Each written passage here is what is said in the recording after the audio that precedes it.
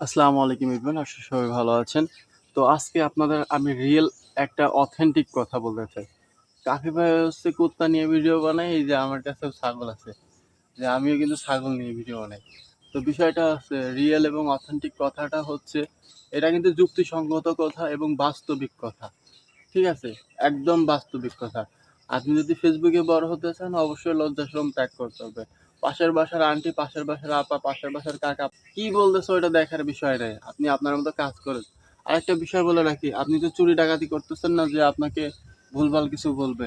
অবশ্যই না। আপনি আপনার প্রতিভাকে জাগান। একটা বিষয়, একটা উদাহরণ দিই আমি। আমার পিছনে গাছ দেখতে পাচ্ছেন। এই গাছগুলো যদি টবের মধ্যে লাগাইতাম তো অবশ্যই এই শিকড়গুলো টবের মধ্যে সীমাবদ্ধ থাকতো। কিন্তু এটা কিন্তু বাইরে লাগানো পড়ছে, যার জন্য এই শিকড়গুলো বাইরে ছড়াই গেছে। তো সেই রকমই আমরা সমাজে কিছু লোক আছি, আমরা আমরা জানি যে আমাদের ভিতরে প্রতিভা আছে, কিন্তু টবে লাগানো গাছের মতোই আমরা আমাদের প্রতিভাকে বিকশিত করতে পারতেছি না। ওরা যেমন ওদের শিকড়কে বিকশিত করতে পারতেছে না। আমরা যদি আমাদের প্রতিভাকে বিকশিত করি অবশ্যই আমরা এই যে গাছের ন্যায় বড় হতে পারবো, যদি আমাদের সেরকম ধৈর্য শক্তি থাকে। তো বিষয়টা হচ্ছে আমি কি বোঝাইতে চাইছি অবশ্যই আপনাদের মাথায় যদি মগ থাকে আপনারা বুঝে নেবেন। আর আমি মনে করি যে আপনাদের বুঝতে কোনো সমস্যা হয় নাই আমি কি বুঝাইছি। তো যাই হোক, আচ্ছা ছাগল, এটা কি রিয়েল এবং অথেন্টিক কথা ছিল? ছিল? বলো বলো, হ্যাঁ বলো, হ্যাঁ। হ্যাঁ অবশ্যই, ও ঘাস খাওয়ার জন্য ব্যস্ত। যাই হোক, ওর একটা গুণ আছে, গুণটা আমি আগের ভিডিওতে বলেছি।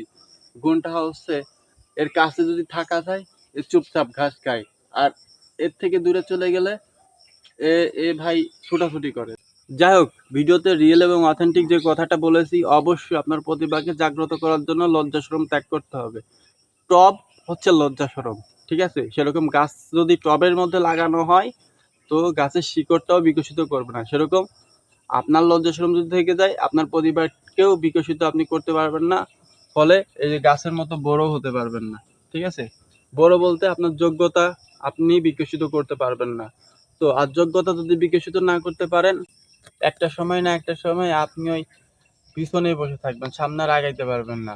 একটা বিষয় আমি আপনাকে বলি, সবথেকে বড় একটা উদাহরণ লাইফে আমার দেখা সমাজে এমন এমন কিছু লোক আছে যারা চোর থেকেও চেয়ারে বসার যোগ্যতা অর্জন করছে। চোর থেকেও চেয়ারে বসার যোগ্যতা অর্জন করছে। আর আপনি তো ভাই চোর না। আপনি ভাই চোর না। আপনি আপনার প্রতিভাকে বিকশিত করেন। একটা সময় সবাই আপনাকে রেসপেক্ট করবে।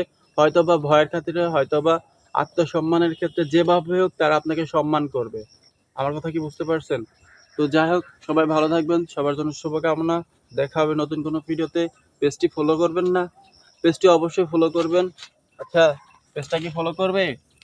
পেজটা সবাই ফলো করে দিয়েন। ঠিক আছে? ধন্যবাদ। আসসালামু আলাইকুম।